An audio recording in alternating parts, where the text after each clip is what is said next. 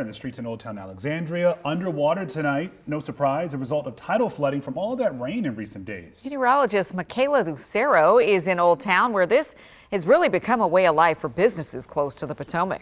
And you're getting to experience it, Michaela.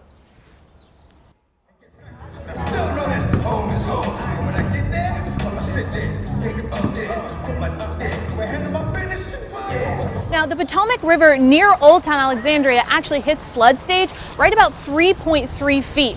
And today it was measured at almost 4 feet with potential to increase. Now, I talked with a man today who usually rides his motorcycle down Union Street, but today that was not an option. I was shocked. I was frankly shocked. I thought, it's a nice day. I figured I'd take a ride down here, and the place is flooded out. I can't believe it. I like coming in over here and hanging out by the water, but I don't like having the water hanging out on me.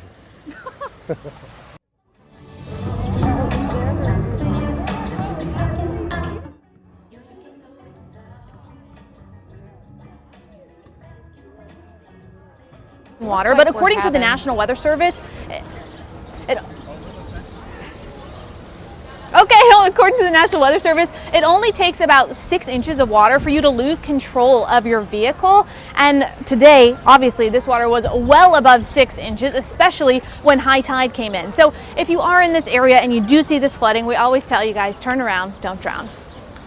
Cars and drivers going by you on that road. Not a good move. Michaela, thank you. All right, a beautiful evening. You know what? A little bit cool late in the evening. We'll take you out with the next 12 hours. So temperatures, in the 50s if you're out after 10, 11 o'clock tonight. And then tomorrow, clouds increase. We'll talk about that, and we'll talk about some showers over the weekend.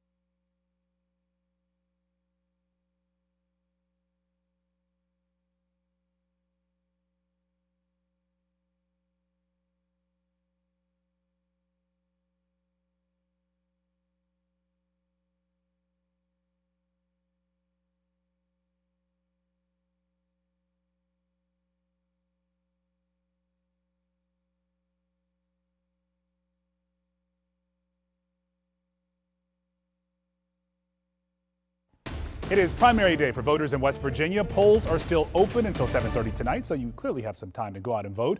Right now, voters are deciding which candidates will face off in the general election this November. Our Evan Kosloff is in the Mountain State tonight with a closer look at what matters to our neighbors there. Over the last decade, the population in West Virginia has been on the decline. This is according to the latest U.S. Census data. And because of this, the state has now lost one congressional seat. That's been the recipe for a collision course between two incumbents vying for just one seat. I feel as though I need to come vote, because if I didn't come vote, then I can't say nothing. Voters in Charlestown, West Virginia are hitting the polls to decide who should represent their party in November, focused on a wide range of issues. Concerned about immigration, the issues around abortion. I want the school board to pay attention to education issues. Senior citizens, they just get a set income and it stays the same. Prices of everything's going up. My gas is now double what it was, double. It's breaking all the wrong kinds of records every day. And one big race to watch is for Congressional District 2. One seat was eliminated after the census showed a population drop of over 3%.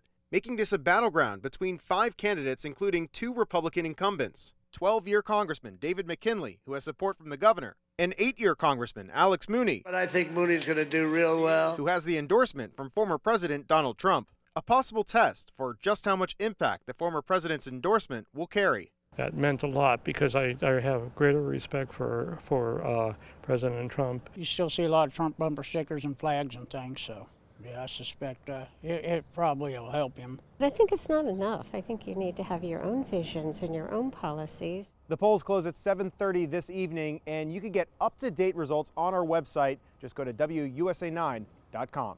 Reporting here in Charlestown, West Virginia, I'm Evan Kozloff, WUSA 9.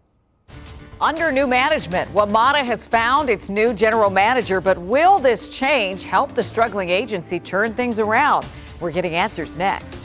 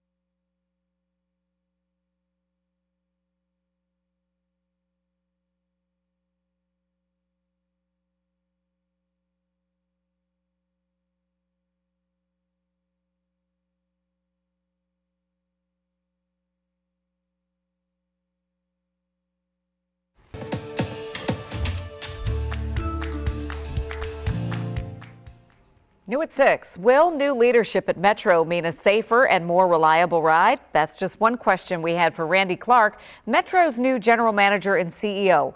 He'll take over for the retiring Paul Wiedefeld late in the summer. Delia Gonçalves sat down with Metro's new leader to get some answers.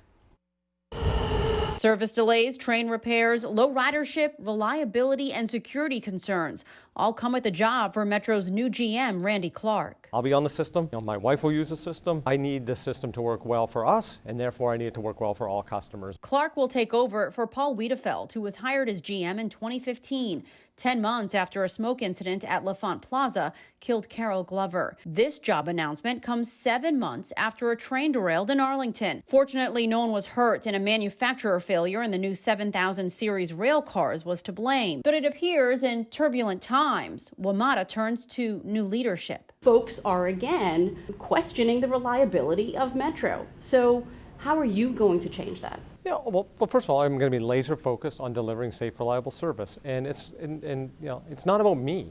It's about structurally and culturally an organization that has values built into everyone, whether it's empowerment of staff, accountability. Recent crime data shows aggravated assault and robbery spiked in 2021. Clark says he'll meet with the transit police chief about ways to increase security. I will do everything I can. On the issue of equity and transportation access to underserved Black and brown communities. We got to not be rail-centric. Bus is also really important. They have to work together. And Clark says a change in service hours may be the answer to increasing ridership, which is currently down 80%. Tyson's is exploding with growth.